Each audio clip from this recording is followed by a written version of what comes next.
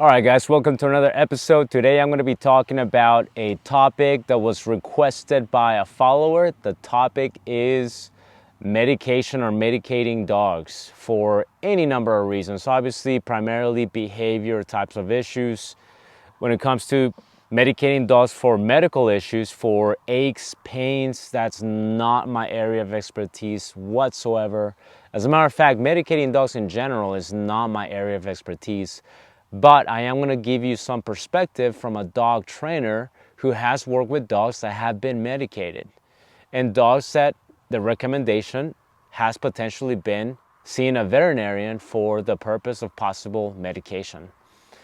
So when it comes to medication or medicating dogs for misbehaviors, it is sort of a trend that is becoming more and more popular as dog training became more and more modern.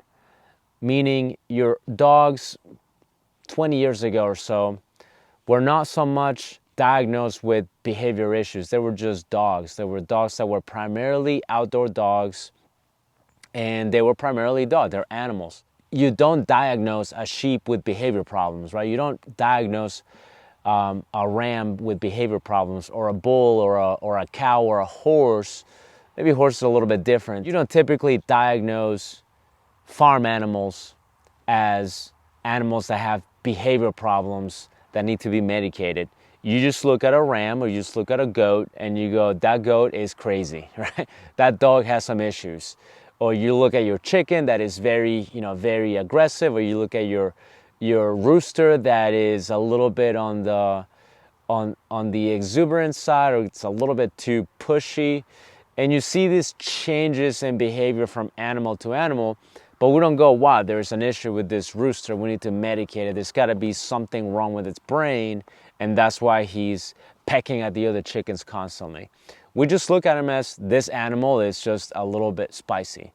So when it comes to dogs, we have to remember that dogs are still just animals. They're nothing that out of the ordinary. They're still animals.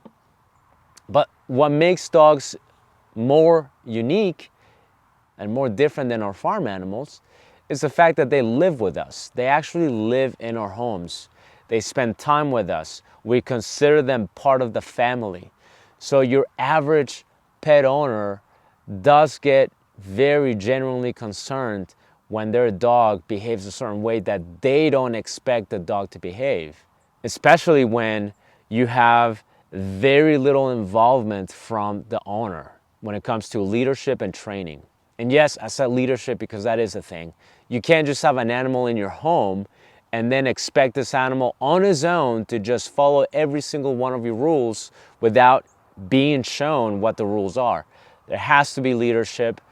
There has to be a sense of, this is how things are. You are the animal, and these are the rules. You are the animal, and you have to follow these rules. There has to be leadership when you have an animal in your home living under your roof with you and your family. So now let's go back to the whole diagnosing misbehaviors. First of all, that is not our place. If you're a dog trainer, that is not your place. If you're a dog owner, that is not your place. Okay? What we have to first understand is this. There are so many types of reasons as to why dogs do the things they do.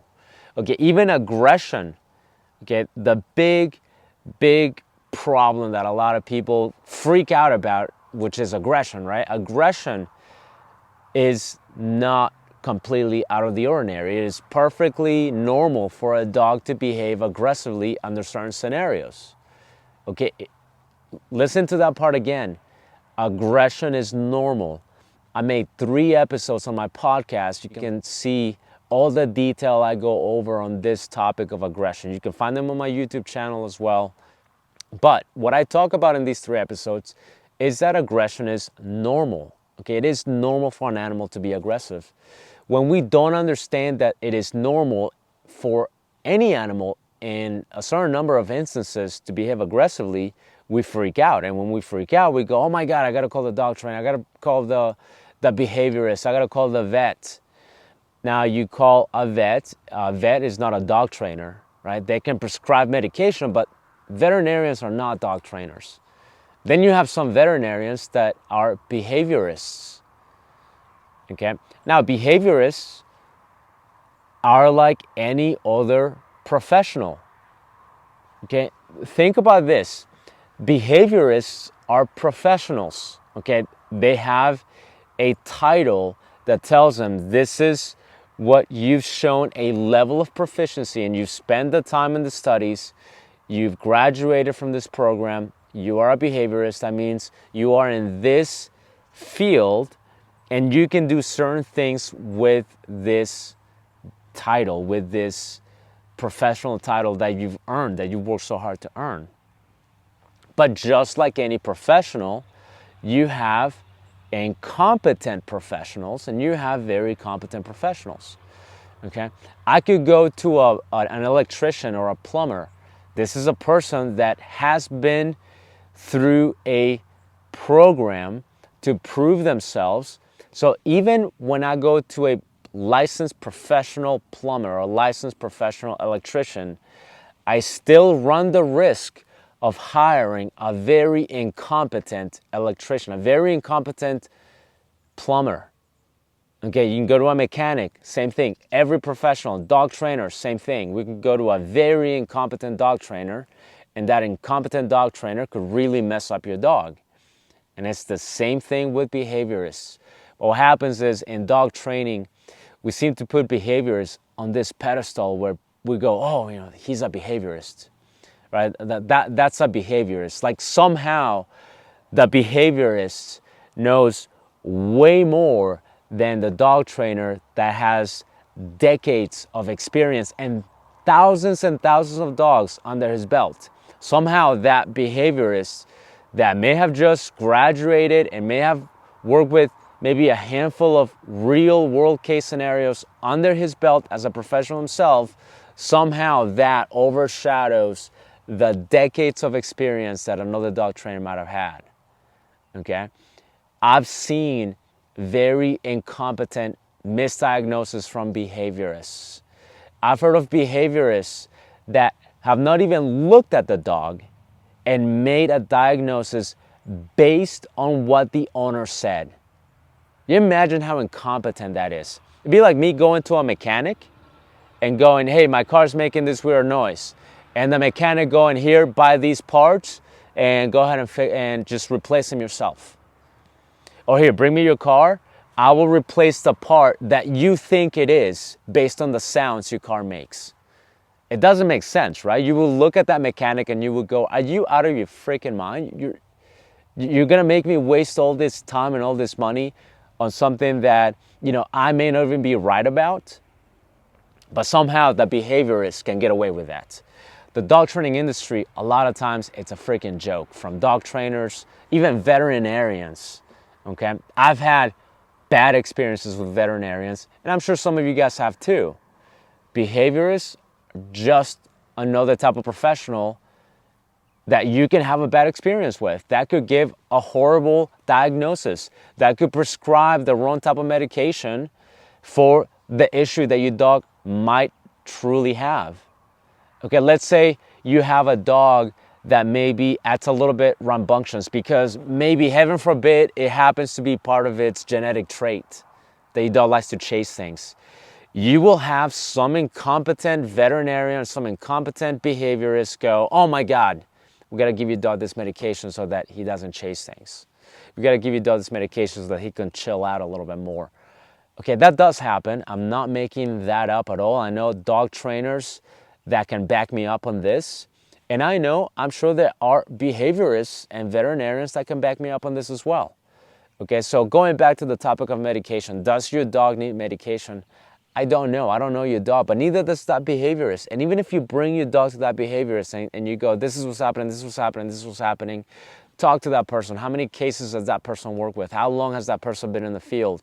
I'm not saying all behaviorists, all veterinarians that will prescribe you medication for your dog's behavior is bad, but you need to look at it as, is that something I possibly need? Okay, you can bring any child, like just about any child, any normal child, to a doctor.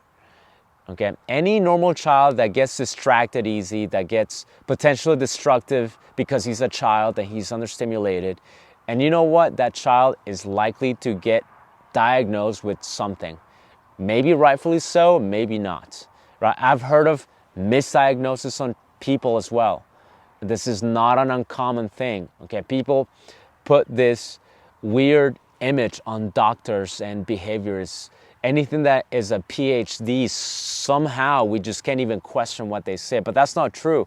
They're just professionals. They're able to make mistakes, and they're likely to be incompetent, just like any professional that you could hire for anything. Okay, so will my dog need medication? What I would do if I was you, if I was me, obviously I'd do this myself, is I first will try to exhaust every other option. Maybe it's not my dog, maybe it's me. Maybe the owner needs to look inward and go, well, crap, my dog never goes out. My dog doesn't really run. My dog doesn't get to sprint very often. You'd be surprised how often that happens. Okay, even good dog owners, when you ask them, how often does your dog sprint or run? Even really good dog owners will tell you not very often. We try to do it, as often as we can, but not very often. Dogs are the happiest when they get to sprint, use their legs, and just go full throttle. But what happens is when they go full throttle, usually we tell them not to do that, right? Because usually they get in trouble. But when dogs are understimulated physically or mentally, this is when they start to get bored, they start to get destructive. They start to do things that we don't always find useful. And now we go, my dog has a problem. Your dog might not have a problem. It might be that you're not providing your dog with the proper outlets. So I would start that way first. Then go to a dog trainer. I know I sound like I'm promoting the dog training industry, and I really am not. There are too many incompetent dog trainers out there. I would say, number-wise, I'm making this up, but this is probably what I believe. Out of 10 dog trainers, one of them is good. I would say, about 8 of them are completely incompetent, and one of them is decent. Okay, the ratio of incompetence to competence when it comes to dog trainers is very, very unbalanced, very off. So go to a dog trainer, go to another dog trainer, get a second opinion. You don't even need to go, well, crap, that means I got to spend like $10,000, $20,000 to go to this dog trainer, this dog trainer. You can do interviews. You can talk to them. Okay, I wrote this book, Selecting the Right Dog Trainer, that helps you identify the right professional for you. So make sure to check it out. It's on Amazon, super cheap. And I also made an audiobook, so you didn't even have to buy it. You can just listen to it. It'll only take you a couple of hours to finish. And it gives you so much valuable information on how to find and how to screen the right dog trainer. So go that route first. Talk to a person that can help you from that perspective. See if maybe there is something that you can address. Then when that's been exhausted and you go, well, crap, I've done everything I could. The dog trainer has helped me and has done everything that they could. Then maybe you and that dog trainer can go, maybe this is something that is out of our scope of expertise, both of us.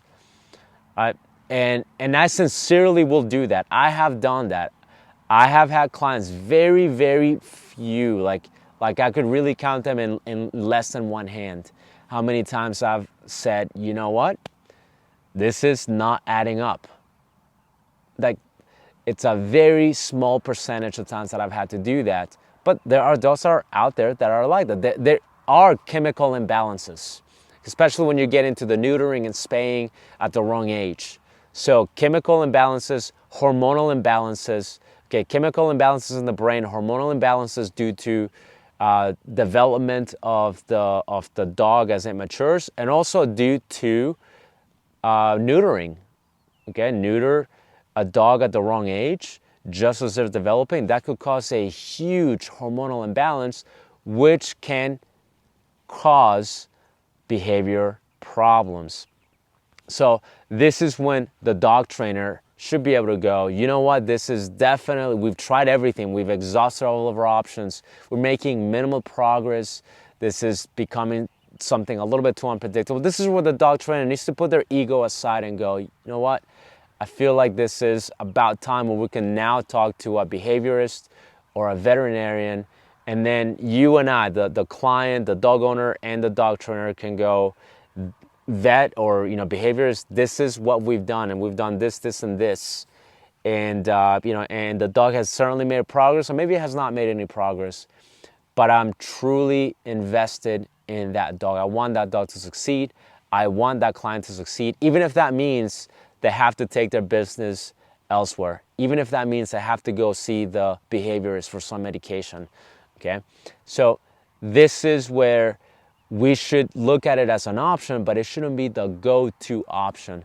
Believe me, most of the time your dog doesn't need medication. Most of the time your dog just needs something that the average dog owner doesn't provide. And unfortunately, it's something that the average dog trainer doesn't even know how to address. So it does take a little bit of investigating. It does take a little bit of investing. So that's all I wanted to talk about today. Make sure you guys like and subscribe. Follow the podcast, the YouTube channel, the Facebook page, the Instagram page. Make sure you check out my books on Amazon. I have 4 books written on there. Put on the search bar William Garrido, Garrido, and you're gonna see my 4 books. I'm working on 2 more books. One of them is now in the middle of being edited. That might take a little bit of time. The other book, I'm just starting to work on. It is brand new. That's probably gonna be a while before that one comes out. Or by the time you watch this video, I already have the 6 books out on Amazon and maybe working on a different book. But anyways, again, thank you guys for your support, and I'll see you guys in the next video.